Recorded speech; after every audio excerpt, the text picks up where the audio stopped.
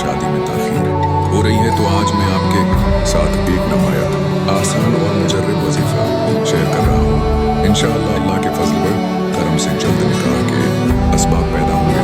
सबसे पहले दरूद इब्राहिमी 11 मरतबा पढ़ें, उसके बाद रोज़ाना 313 मरतबा या लतीफ़ा पढ़ें। फिर अल्लाह से नहायत आजिज़ी और यकीन के साथ दुआ करें कि ए अल्लाह मेरे लिए नेक, सालेह और बेहतरीन शरीकी हयात का इंतज़ाम फरमा और मेरी शादी के रास्ते में आने वाली तमाम रकावटें दूर फरमा।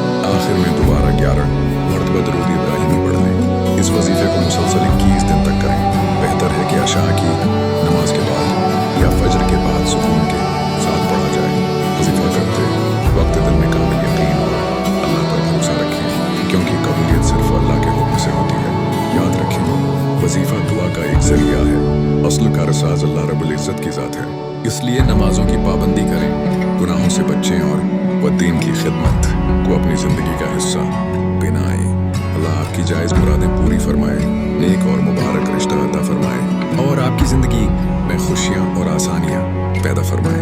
आमीन या रब्बिल आलमीन। अगर आपको ये वजीफ़ा पसंद आए तो वीडियो को लाइक करें, शेयर करें और मज़ीद इस्लामी वज़ाइफ के लिए चैनल को सब्सक्राइब करना न भूलें।